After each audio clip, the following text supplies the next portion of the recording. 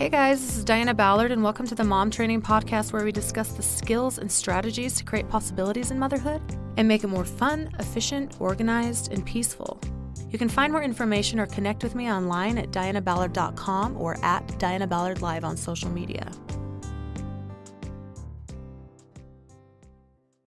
Today we're going to talk about a part of us that isn't normally discussed openly very often.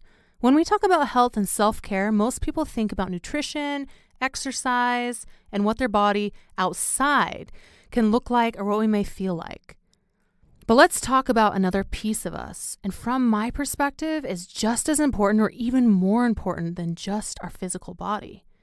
It's our emotional and mental health.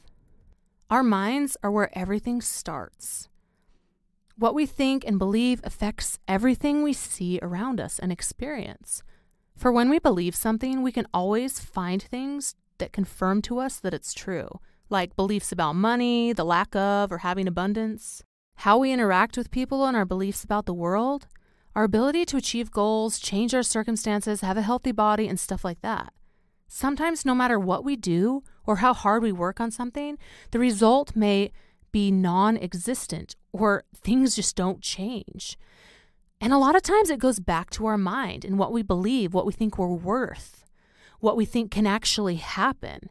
You know, they say that a certain amount of the population, 1%, 2%, whatever, that are highly, highly successful, it's in the way that they think.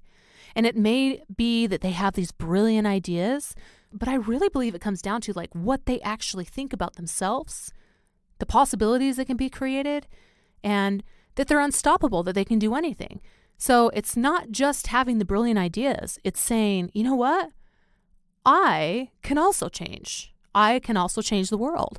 I can also make a difference. I can also have a rockin' family and a rockin' bod and rockin' relationship with my husband. I can have it all. It's really be checking those beliefs and seeing like, what do I believe, right? Because a lot of times our mind and what's in it controls our emotions, environment, outcomes, and reality. So if we're struggling to move forward with something, it's usually because a belief, fear, or doubt, or an excuse is blocking our progress. So it's extremely important for us to protect, nourish, and control our thoughts and mind. And by doing so, our chances of success, enjoying life, and creating our environment increases immensely. Now, there are many different reasons of why we could be struggling with emotional and mental upset, like hormonal, chemical imbalances, past abuse, or damaging circumstances that we may have little or no control over. So if you're struggling with anxiety, depression, or any emotional upset of any kind, I hope you can find a solution to begin to feel better soon. So we're going to discuss a few ways that we can be proactive in protecting our mind and emotions and not contributing to the problem.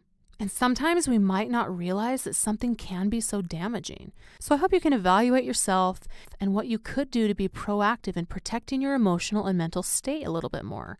So we're going to discuss a few ways that we can really protect our minds and what we let in. There are so many distractions and things outside of us that can damage our mind and compromise our peace and ability to think with clarity about what our next step is. And a lot of times our emotions can whip us back and forth by what we've exposed our mind to. So let's talk about what we are putting into our minds. And we're going to focus on one area. What media are we watching and listening to?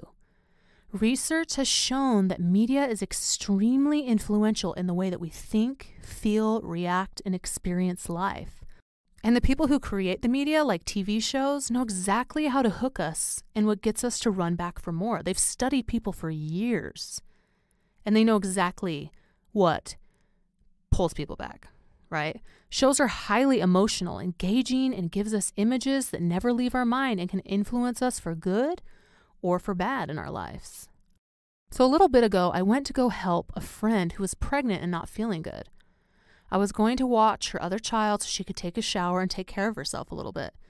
The TV was on, so I decided to just watch what she had on. It was some drama medical show.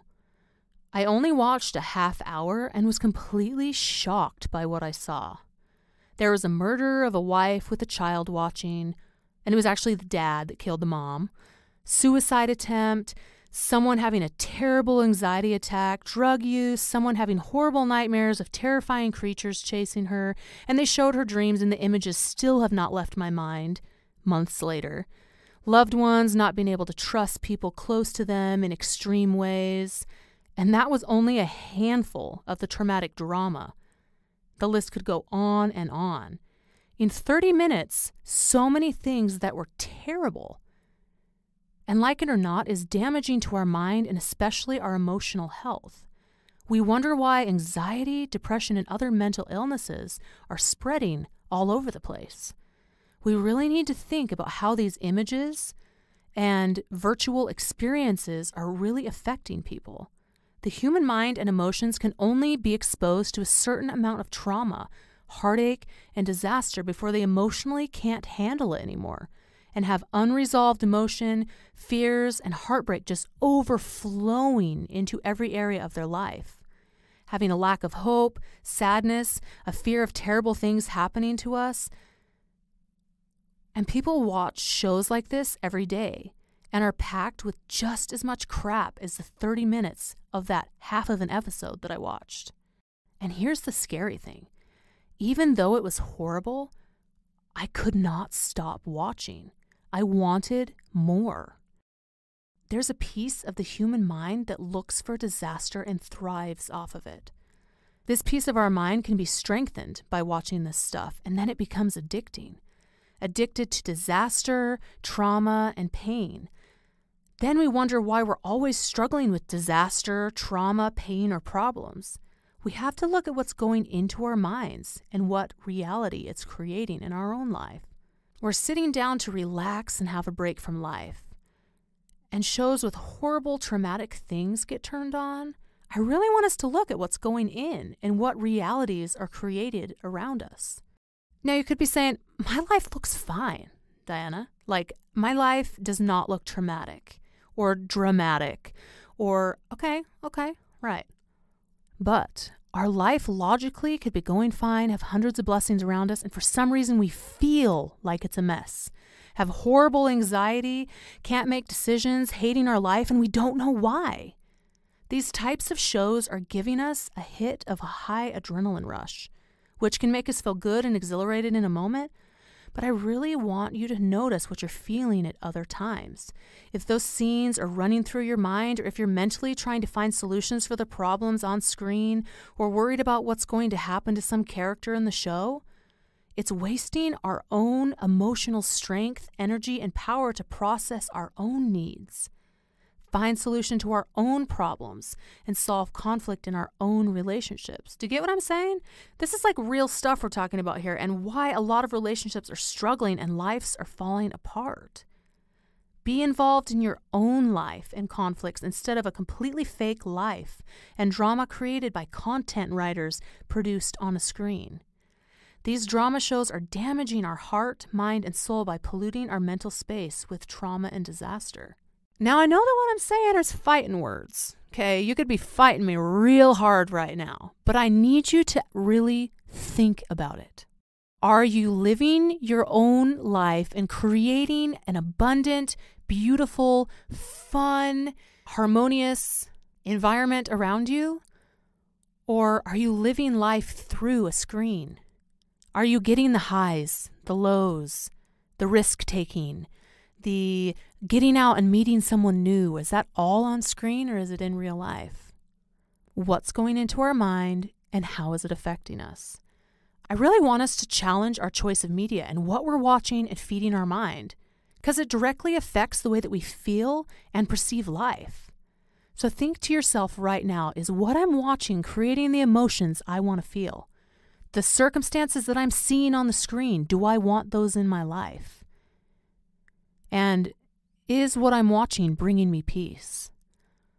Try cutting it out for an amount of time and see if your mind is a lot clearer and you aren't struggling as much with sadness or anxiety. It may take some serious effort, willpower, and choice to stop watching these shows, even for a trial period, because a literal chemical reaction is created in our bodies from the high emotion stimulation. It's addicting. But it'll be worth it when we feel better and can work on managing our normal emotions that come with the ups and downs of life instead of trying to manage emotions from 10 horrible scenes just in one show. Does that make sense? We're capable of processing through normal life problems and emotions, but come on, these images, ideas, and literal emotional experiences that are created in these types of shows are more than our minds and hearts can physically and mentally handle. So I just invite you to think about your mental and emotional health and decide, am I as relaxed about life as I want to be? Do I feel like I'm emotionally stable and happy more often than not? Like, obviously, we're going to have our bad days, right? But I mean, there's a lot more bad days than there used to be, okay? There's a lot more emotional mental struggle than there used to be. Now, it's either that our food's bad, it's either that there's too many chemicals that are being taken into our body, or what we're watching and putting in our minds.